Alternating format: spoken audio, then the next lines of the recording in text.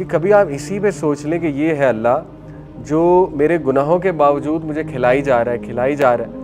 ہمیں ایک بندہ اوبے نہ کرے, ہم 2 دن بعد اسے نوکری سے نکال دیں, ہم اسے کہیں کہ بھائی تمہیں مجھے کھلانے کا کیا فائدہ ہے, ٹھیک ہے کام تو تم کوئی کرتے نہیں ہو. تو دس از اللہ. ہمیں سوال آتے ہیں, ہمیں پتہ ہے, پکچر ہمارے سامنے, لوگ روتے ہیں, انہیں جمعے کی نماز نہیں نصیب ہوتی, ویسٹ میں چلے جاتے ہیں, بہت ڈالرز کماتے ہیں, مسجدیں دور دور ہیں, جمعے کی نماز نہیں مل رہی ہوتی, 5 وقت نماز نہیں پڑھ سکتے. نفع اور نقصان الگ بحث ہے, حلال اور حرام الگ بحث ہے. جسٹ بیکاز کسی چیز کے فائدے ہیں ڈزنٹ مین وہ چیز حلال ہے. کہ اللہ وہ ہے جو مجھے رزق دیتا ہے, اللہ وہ ہے جو بارش برساتا ہے, بارش برستی ہے تو ظاہر ہے اس پودے سے گرینز نکلتی ہیں, وہ گرینز مجھے ملتی ہیں, میں گرینز کھاتا ہوں. انسان جو ہے وہ کیا کچھ لے رہا ہے اللہ سے, کیا کچھ لے رہا, آپ سوچ بھی نہیں سکتے میں اور آپ, ٹھیک ہے نا. تو سوچیں کہ ہماری کتنی بڑی ذمہ داری ہے. اکثر لوگ جیسے مثال طور پہ کو ایجوکیشن کی جب بات ہوتی ہے تو ہمیں جو کاؤنٹر آرگومنٹ ملتا ہے وہ یہ ملتا ہے کہ نہیں بھی اس کے تو فائدے بہت ہیں, اور لوگ گنواتے ہیں فائدے, ٹھیک ہے کہ اچھی بات ہے رشتے ہو جائیں گے, ٹھیک ہے رشتہ ڈھونڈ لیں گے لڑکا لڑکی اپنا.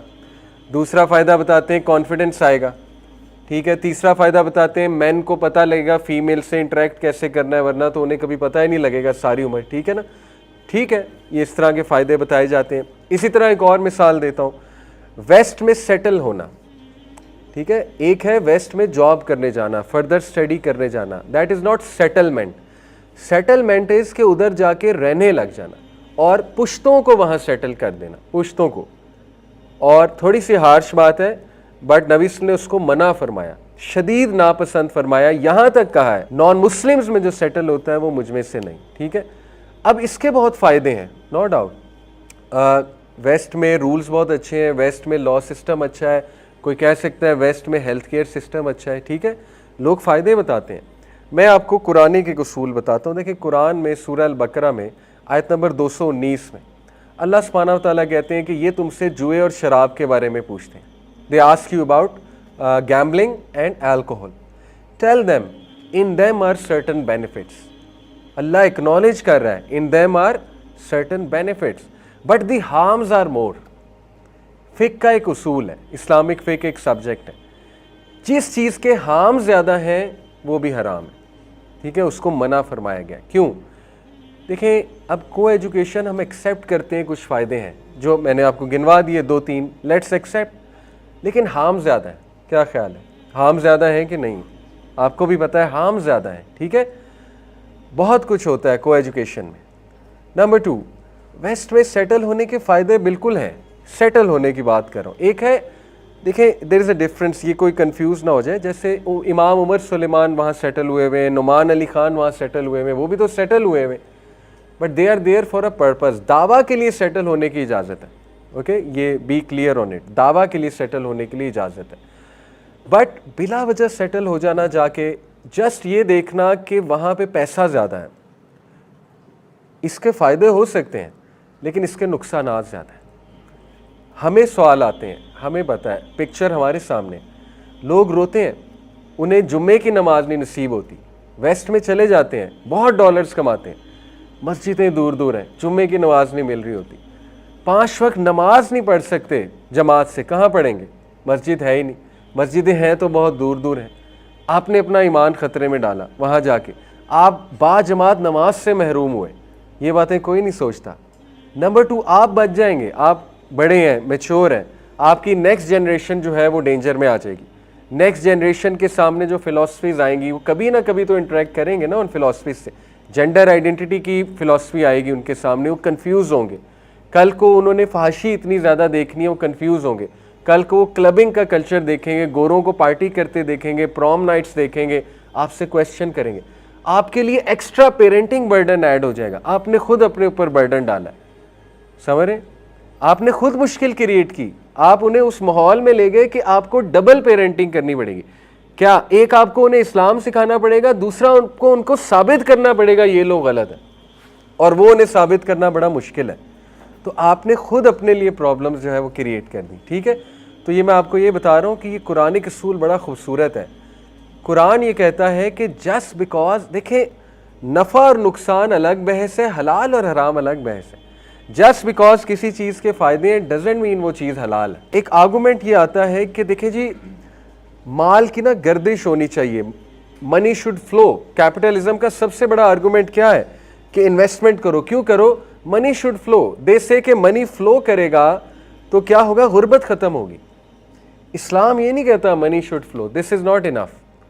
اسلام کہتا ہے money should flow from rich to poor. یہ پورا سینٹینس کہیں, not only money should flow. یہ کوئی آرگومنٹ نہیں ہے کہ بس انویسٹمنٹس ہو جائے, پیسہ گردش کرنا چاہیے. گردش مال مقصد ہے ہی نہیں, بلکہ گردش مال پور, رچ سے پور تک مقصد ہے. اسی لیے زکوٰۃ ہے. زکوٰۃ میں کیا ہوتا ہے؟ مال گردش کرتا ہے, رچ سے پور کی طرف جاتا ہے. تو اسلام از دا سولوشن. ٹھیک ہے, تو یہ میں نے آپ کو جو ایک بڑا اچھا اصول بتایا وہ یہ ہے کہ دیکھیں جب آپ سے کوئی ڈیبیٹ کرے کہ یار اس چیز کے تو فائدے بھی بڑھیں, آپ کہیں بھئی دیکھو فائدوں سے زیادہ نقصان ہے, ہم تو نقصانات کو دیکھ کر کہہ رہے ہیں کہ یہ چیز مناسب نہیں ہے. تو آپ جب بھی کوئی ڈیسیجن بھی لیں لائف میں تو اس قرآنک اصول کو سامنے رکھ کے لیں. ٹھیک ہے, کہ نقصان زیادہ ہیں, فائدے زیادہ ہیں. تو میں نے آپ کو کئی مثالیں دی, کو ایجوکیشن کی مثال دی, اس کے کچھ فائدے بھی ہیں لیکن نقصان زیادہ ہیں. سیٹلنگ انویسٹ فائدے ہیں لیکن نقصان زیادہ ہیں ٹو بی آنیسٹ. اسی طرح سود کے فائدے بھی ہیں لیکن نقصان زیادہ ہے ٹو بی آنیسٹ, رائٹ. تو یہ میں نے آپ کو کچھ مثالیں دی. تو اس طرح ہم ہر کلاس میں انشاءاللہ تھاٹ آف دا ڈے اب سے ڈسکس کیا کریں گے تاکہ آپ کو ذرا فقہی نالج بھی آئے اور آپ لوگوں کو انشاءاللہ قرآنک کچھ رولز بھی پتہ لگیں. Okay, so coming to topic, who is Allah. ہدہد ایک پرندہ جس کا قرآن میں مینشنڈ ہے, کہاں پہ مینشنڈ ہے؟ سورہ نمل میں, حضرت سلیمان کی سٹوری میں. دیکھیں اس پہ بہت خوبصورت ایک پوائنٹ مفسرین بیان کرتے ہیں, قرآن میں کتنی گہرائی ہے. ہدہد جو ہے وہ غائب ہوا تھا, حضرت سلیمان نے سب کو اسمبل کیا. واقعہ ایسے ہے, اور ہدہد ایبسنٹ تھا. تو حضرت سلیمان کو بڑا غصہ چڑھا. انہوں نے کہا کہ ہدہد کیوں نہیں آیا, کیونکہ وہ ایک قسم کا میسنجر تھا حضرت سلیمان کا. تو حضرت سلیمان نے کہا اگر وہ نہ آیا تو میں اسے ذبح کر دوں گا. ٹھیک ہے, تو بہرحال اب وہ واپس آیا اور he should have a wonderful argument, تبھی اس کی بچت ہونی تھی. تو اس نے آتے ہی ایک بات کی, اس نے کہا کہ میں ایسی نیوز لایا ہوں جو آپ کو نہیں پتا. تو اب حضرت سلیمان کو کون سی نیوز نہیں پتا, حالانکہ وہ تو کنگ ہیں اس دور کے. بہرحال it was a excellent argument to be saved. اس نے بات ہی ایسی کی آتے ہی.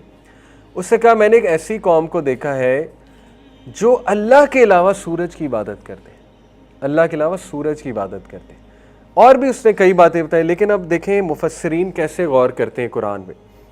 وہ کہتے ہیں کہ ہدہد میں اتنی غیرت تھی کہ اس کو اتنا غصہ چڑھا اس قوم کو دیکھ کے کہ یہ لوگ اتنے بے وقوف ہیں کہ سورج کی عبادت کر رہے ہیں اللہ کو چھوڑ کے. ہدہد نیو اللہ.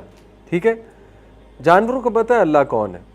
دوسرا اس نے اللہ کی نعمتوں کو اکنالج کیا. ایک یہ پوائنٹ ہے کہ ہدہد نے یہ سوچا, مفسرین لکھتے ہیں کہ اللہ وہ ہے جو مجھے رزق دیتا ہے, اللہ وہ ہے جو بارش برساتا ہے. بارش برستی ہے تو ظاہر ہے اس پودے سے گرینز نکلتی ہیں, وہ گرینز مجھے ملتی ہیں, میں گرینز کھاتا ہوں, اللہ کرتا ہے. تو اس میں اتنی غیرت تھی کہ اس نے کہا کہ یہ قوم شرک کر رہی ہے. اچھا, مفسرین کہتے ہیں ہدہد کا حساب کوئی نہیں ہونا. آپ کو پتہ ہے حساب انسانوں کا ہے قیامت والے دن, پرندوں اور جانوروں کا حساب نہیں ہے. اس کا حساب ہی نہیں ہے تو وہ یہ کہہ کیوں رہا ہے؟ اس کا تو یہ ایشو ہی نہیں ہے کہ کوئی قوم شرک کر رہی ہے. ٹھیک ہے, اگر وہ نہ بھی بتاتا تو اللہ نے اسے قیامت والے دن کویسچن تو نہیں کرنا تھا کہ تم نے شرک ہوتے دیکھا, بتایا کیوں. اس کی وجہ مفسرین یہ بتاتے ہیں کہ ہدہد میں توحید اتنی کوٹ کوٹ کے بھری ہوئی تھی کہ اس سے برداشت نہیں ہوا. وہ فطرت پہ تھا, پرندہ جانور فطرت پہ ہوتا ہے. اس سے جب دیکھا یہ کیا کر رہے ہیں, تو میں آپ کو یہ اس لیے ہدہد کی مثال دے رہا ہوں کہ دیکھیں سبحان اللہ, اللہ تعالیٰ ہمیں کھلاتا ہے, پلاتا ہے. کبھی آپ نے سوچا ہے پانی ہم تک کیسے پہنچتا ہے؟ اسی پہ سوچ لیں, پانی ہم تک کیسے پہنچتا ہے؟ کون بتائے گا؟ How does clean water reach us?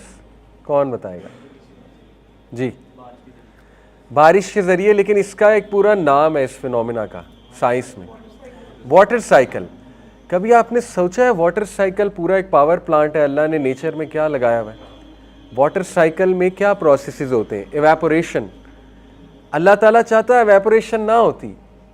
Singapore نے دنیا کا پہلا واٹر سائیکل بنایا ہے, دیکھیے گا آپ گوگل پہ جا کے. ٹھیک ہے, water filtration plant through water cycle. And they have done an excellent job. انہوں نے کیا کیا ہے کہ سیوریج واٹر کو کلین واٹر بنا رہے ہیں اور اٹس گڈ. بٹ کیا وہ پوری دنیا کو پانی پلا سکتے ہیں؟ نہیں. اگر پلا بھی سکتے ہیں تو بہت مہنگا بیچیں گے. آپ سوچیں کہ اتنی محنت لگی ہے ان کی. آپ دیکھیں کہ وہ دیکھیے گا آپ پورا جو پاور پلانٹ ہے نا ان کا پائپس لگے ہوئے ہیں. سوچیں کہ آپ اوپر دیکھتے ہیں آپ کو پائپس نظر آ رہے ہیں. آپ کہتے ہیں یار یہ میں کہاں آ گیا ہوں. آپ ڈپریشن کے مریض بن جاتے. آپ کو کیا نظر آ رہے ہیں؟ اوپر بادل. اتنی خوبصورتی. پائپس کی جگہ بادل لگائے ہوئے اللہ نے. کبھی سوچیں. دیکھیں واٹر سائیکل کیا ہے؟ ایواپوریشن ہوتی ہے پہلے. ایواپوریشن کیسے ہوتی ہے؟ سن کا ایگزیکٹ اتنا ٹیمپریچر ہے کہ ایواپوریشن ہو جائے. مطلب یہ بھی اللہ کی سیٹنگ ہے. ٹھیک ہے. تھرموسٹیٹ اللہ کے ہاتھ میں ہے. سن کا اللہ تعالیٰ فٹ کرتا ہے, فکس کرتا ہے. سن کیا کرتا ہے؟ اس کی ہیٹ جب اوشنس میں پڑتی ہے, اوشنس کا پانی اوپر جاتا ہے. اوشنس کا پانی پینے کے قابل ہے؟ نہیں. اوشنس کا پانی کلاؤڈز میں جا کر کلین اپ ہوتا ہے. واٹر فلٹریشن پلانٹ ہے کلاؤڈ. کبھی آپ نے سوچا ہے کلاؤڈز میں کیا ہوتا ہے؟ اس پروسیس کہتے ہیں کنڈنسیشن. کنڈنسیشن کیا ہوتا ہے؟ کون بتائے گا؟ شاباش. ایواپوریشن کا اپوزٹ. بالکل. کنڈنسیشن یہاں ہمارے سامنے ہوتی ہے. دیکھیں ابھی میں یہاں پانی کی بوٹل رکھوں ٹھنڈی, تو کچھ دیر بعد وہ اس کے باہر پانی ہوگا. اب وہ اس کو پسینہ نہیں آیا بوٹل کو. ٹھیک ہے نا. وہ یہ ہوا ہے کہ جو ایئر تھی وہ جب اس کے ساتھ ٹکرائی تو ایئر کنڈینس ہو کے کیا بن گئی؟ لیکوڈ. یہ تو بہت بیسک کانسیپٹ ہے. ٹھیک ہے. لیکوڈ واٹر اس طرح سے بنانا. تو کلاؤڈز کا ٹیمپریچر لو ہوتا ہے. جب اس میں بھاپ جاتی ہے تو وہ پانی بن جاتی کنڈینس ہو کے. ٹھیک ہے. جب وہ پانی بنتی ہے تو وہ اب کلاؤڈز میں سبحان اللہ اوشن واٹر کے ساتھ کیا ہو رہا ہے کہ امپیورٹیز کلاؤڈ ایکسٹریکٹ کر رہا ہے اور صاف پانی نیچے بھیج رہا ہے کلاؤڈ رین کی شکل میں. دس از واٹر سائیکل. ٹھیک ہے. اللہ تعالیٰ سورہ واقعہ میں کہتے ہیں ask them about the water they drink. آیت سنا رہا ہوں آپ کو. Ask them about the water they drink. اگر ہم چاہتے, اللہ کہتے ہیں if we want, ہم اسے نمکین بنا دیتے یہ کیا کر لیتے. آپ سوچیں یہی اللہ کی کتنی بڑی نعمت ہے. ہد اتنی سی بات پہ شکر ادا کر رہا ہے کہ اللہ تعالیٰ مجھے گرینز کھلا دیتا ہے, اور اس بات کو اس نے ذمہ داری سمجھا کہ اگر میں کوئی برائی ہوتے دیکھوں تو جا کر رپورٹ کروں. حضرت سلمان کو برائی بھی شرک تھی. انسان جو ہے وہ کیا کچھ لے رہا ہے اللہ سے, کیا کچھ لے رہا, آپ سوچ بھی نہیں سکتے میں اور آپ. ٹھیک ہے نا. تو سوچیں کہ ہماری کتنی بڑی ذمہ داری ہے اللہ کا شکر کرنا. میں نے آپ کو صرف واٹر سائیکل کی مثال دی ہے. ابھی کبھی آپ یہ سوچ لیں کہ یہ انڈے, بکرے, گوشت ہم کتنا کھاتے ہیں, بکرا کہاں سے آ رہا ہے. کسی نے یہ سوچا تھا اور بڑا اچھا سوال تھا کہ جو ڈاگ ہے وہ 12 بچے دیتا ہے. ٹھیک ہے نا. ڈاگ کے 12 بچے ہوتے ہیں, بکرے اتنے نہیں ہوتے ہیں. تو بکرے تو کھائے بھی اتنے جاتے ہیں پھر بھی آئی جا رہے ہیں. کبھی آپ نے سوچا اس کے اوپر؟ اللہ تعالیٰ بکرے پیدا کر رہا ہے آپ کے لیے, میرے لیے. کتنا میٹ کھایا جاتا ہے, چکن کتنا کھایا جاتا ہے. چکن تو خیر اب فارمی بنا لیا انہوں نے, لیکن پوائنٹ از کہ کبھی آپ اسی پہ سوچ لیں کہ یہ ہے اللہ جو میرے گناہوں کے باوجود مجھے کھلائی جا رہا ہے. ہمیں ایک بندہ اوبے نہ کرے, ہم 2 دن بعد اسے نوکری سے نکال دیں. ہم اسے کہیں کہ بھائی تمہیں مجھے کھلانے کا کیا فائدہ ہے. ٹھیک ہے. کام تو تم کوئی کرتے نہیں ہو. تو دس از اللہ. سو ہد سے ہمیں سیکھنا چاہیے. ایک اور بھی اگزامپل میں آپ کو ہد سے دیتا ہوں. دیکھیں مفسرین کہتے ہیں کبھی بھی کسی عمل کو چھوٹا نہ سمجھیں. ہد نے ایک چھوٹی سی خبر دی, اس خبر سے پوری قوم مسلمان ہو گئی. آپ سوچیں وہ خبر کتنی بڑی بن گئی. ہد نے صرف یہ آ کے بتایا شرک کرتے ہیں, اور اس کی وجہ سے پھر جو آگے کے ایکشن پوائنٹس تھے اس سے پوری قوم مسلمان ہو گئی. تو یو نیور نو کہ آپ کوئی پوسٹ شیئر کر دیں, آپ کوئی کام چھوٹا سا کر دیں اور پتہ نہیں اس کے ریپل ایفیکٹس ہو جائیں اور کون ہدایت پا جائے, اور پتہ نہیں اللہ تعالیٰ کیا کیا آپ سے جو ہے وہ قبول کر لے. ٹھیک ہے.